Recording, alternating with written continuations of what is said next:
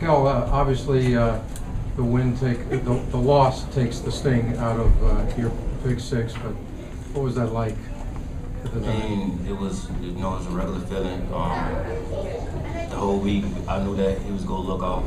He was looking off a lot of receivers, and he'll come back. And they had written the play before once at like the very beginning of the game, so I knew he was going to look me off. And once he looked off, I knew he was going to come back to Chris, number 81. So I just jumped the route, and TJ played underneath help, and I just caught him, took it for a touchdown. Matt, what's going through your mind on that last play with Robert in regulation? Are you thinking, get down, get down, get down? Yeah, I was yelling at him. I was yelling, get down, because I could see the clock. And, you know, like Coach said, that play never really goes that far across the field. You hit it and you turn upfield, but it was unfortunate that didn't work out. You said you could see the clock. Did you see a second left on the clock when he went down? Or? Yeah, I think the issue was, you know, his knee was down. Then the clock started rolling again, but you know, we saw Kiff call timeout, but apparently they don't recognize it, so didn't work. You have to play the number 4 team in the country that close. Does it make you feel good about where the program is, or does it just make it tougher to be that close? I mean, it hurts right now because we were so close and we had it, and it was almost like we let it slip away. And I don't think you can put it on, you know, just Curtis, because there were times in that game where we had him in regulation, where we didn't convert, where we should have held onto the ball. But I mean, it's good that we held him to the wire. Moral victory, you could say, whatever, but I mean, that's not good enough for us. I know all our guys are disappointed because we know we had him. Nickell, after spending all week talking up block, was he as good as you expected, better? Just evaluate what it's like being out on the field against him. Luck is a great player. He's a great quarterback.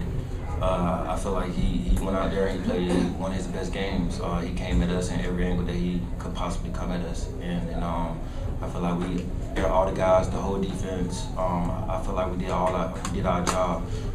We did everything the coaches asked us to do. We went out there, we played our hardest. We gave more than 100%, and and tonight, the chips just didn't fall the way we wanted them to. Anything else from these guys? Hey man, can you talk about the way that the team responds following a loss? When you guys lost in Tempe, no one really gave you a chance, but then you did, Cal, Notre Dame, played well tonight. What happened, and how will the team respond after this game? Well, we'll see on Friday, but I think focusing just on us and blocking out all the outside distractions of what people are saying, and focusing on USC football and that brotherhood and that unity that I keep talking about, that this team is made of, that character. And I think a lot of that falls on the seniors and the leaders of this team to get us back into that. But I don't think it should be a problem because of the way we've been progressing this year, and this shouldn't hold us back. Matt, as far as the atmosphere tonight, is that something you have seen in your 3 years here so far? You kind of mentioned it was maybe like the way it used to be. As a player, it was the most energy I've felt in the Coliseum. It was electric, whatever you want to call it. I love the way the fans responded. I'm bummed we couldn't give them a win. Matt, looking at this game down the road, it's hard to do it right now, but because of the hype, it was national TV. Forgetting the final score, are you able to, you think, say, hey, this was a hell of a matchup and something you will remember for a long time?